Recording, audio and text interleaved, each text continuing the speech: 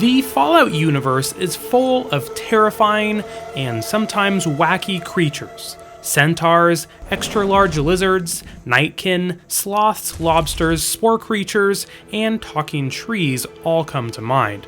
But no creature in Fallout blends these two attributes together more than the Floater.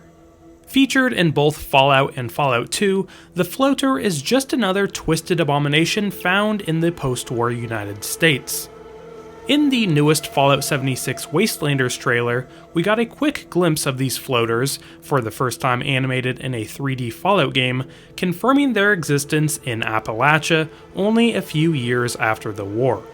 So I want to seize this moment and go over everything that we know about the floaters and past Fallout games in hopes that we can find some clues along the way about their appearance in Fallout 76 Wastelanders. Real quick before we get started here, I've been noticing a lot of you lately have been watching my videos without being subscribed, so I ask if you are one of this growing population to take a second to subscribe. It really does help out the channel.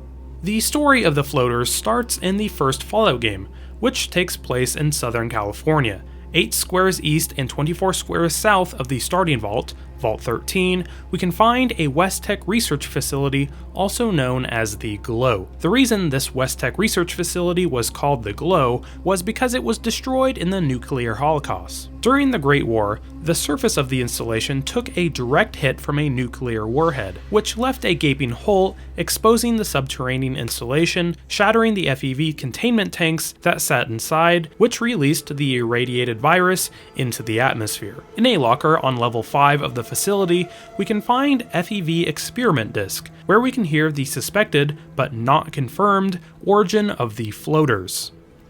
Log date, May 9th, 2075. About 2 years before the bombs fell. We infected several species of flatworm with FEV.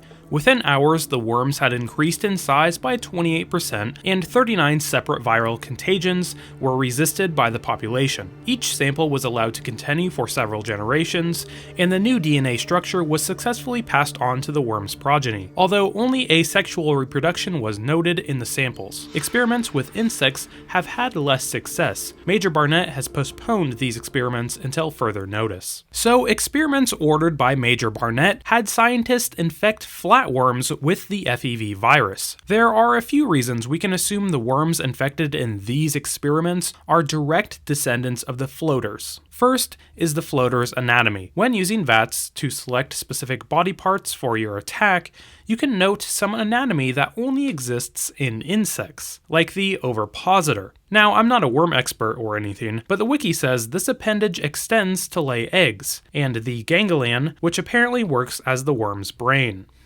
Second is obviously its appearance. It's long, and its head flattens out just like a flatworm. It also notes in this log that the worms are able to reproduce asexually, allowing them to reproduce even after their FEV virus exposure. Most creatures, after being exposed to the Force Evolutionary virus, cannot reproduce. The fact that these worms can suggests that the penetration of these worms in other regions of the United States is inevitable. It's a wonder why we haven't seen floaters in more Fallout games. Well, there is an answer to this question. Every 3D Fallout game in development had hoped to add floaters to the enemy pool at some point. Fallout 3 had concept art for the Limprey floater, which is described as a new version of a floater, much like the basic version, but the mouth is only on one side and has teeth, and it possesses an eye above it. The Man of War Tendril floater, which has an eye in place of the regular floater's mouth, and the Needletooth floater. This is a new version of a floater that is notably different from the basic version. It resembles a spider, but with a human head. These creatures never ended up making it into Fallout 3 or any of its DLCs. Why, you may ask? Well, in the creation of Fallout New Vegas, they once again tried to add floaters into the game, but they were eventually cut from the final version of the game. They appeared in the game files in name only, using the Centaur's assets. One of the developers did end up commenting on why they were cut when asked this question. In Fallout New Vegas, we see super mutants and centaurs, but no floaters. Judging by those two data files, what made you all reconsider putting them in the game? Are they extinct at this point? The developer replies, "I think floaters are cool critters in the Fallout universe, but like centaurs, they have really weird bodies that require unique animation rigs. From an animation perspective, limbless flying things tend to be really cheap. Usually. Human-like bipeds are cheap, quadrupeds aren't too bad.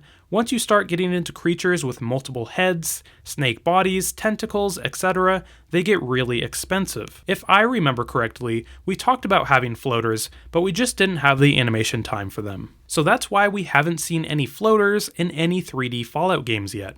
Thankfully, as you've seen throughout the video, the Fallout modding community has really stepped up and done the hard work for Bethesda and Obsidian. In Fallout 3, we see accurate representations of the original floater that we see in Fallout 1 and 2.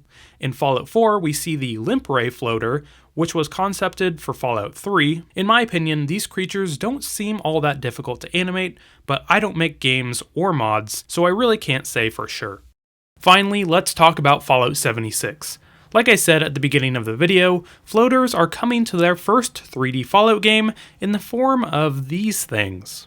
Looking for clues about these newly added floaters, we can look back at the description given to these creatures in strategy guides and game hints from older Fallout games. The floater is a large, soft-bodied invertebrate named after the flotation sacs, frequently abbreviated to just float sacs, that, contrary to its name, allows it to hover in the air. Noxious flammable gases are generated by the creature's tissue, then stored in large bladders, giving it its distinctive appearance. The sacs surround a mouth, which contains a tentacle terminating in a primitive, crossed-shaped maw. When the floater attacks its prey, the maw is launched forward, spiraling through the air, attempting to bite down on the target.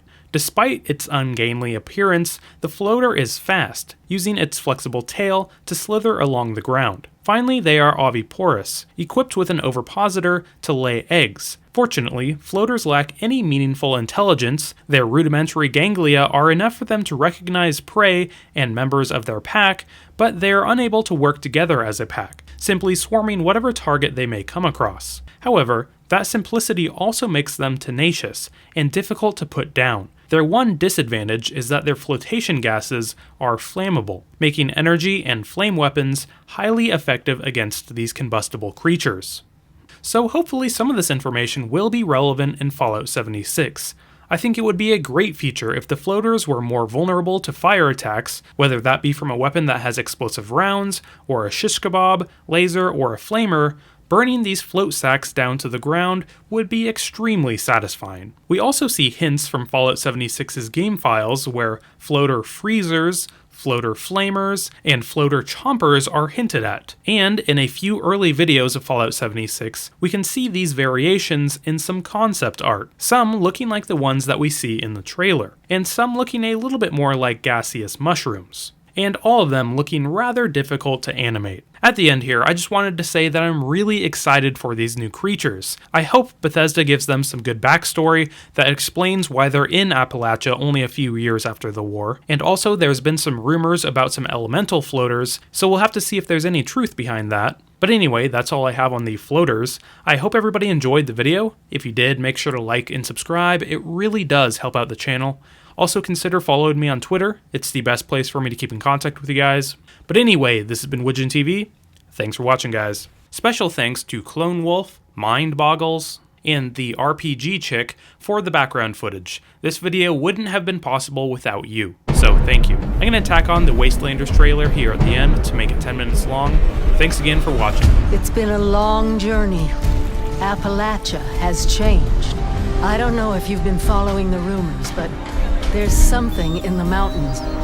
People from outside are coming in, and they're coming to stay. You're from one of the local vaults, right? All of my people are at risk. I'm willing to pay good money if you put an end to this for me. We ain't gonna let anyone stand in our way.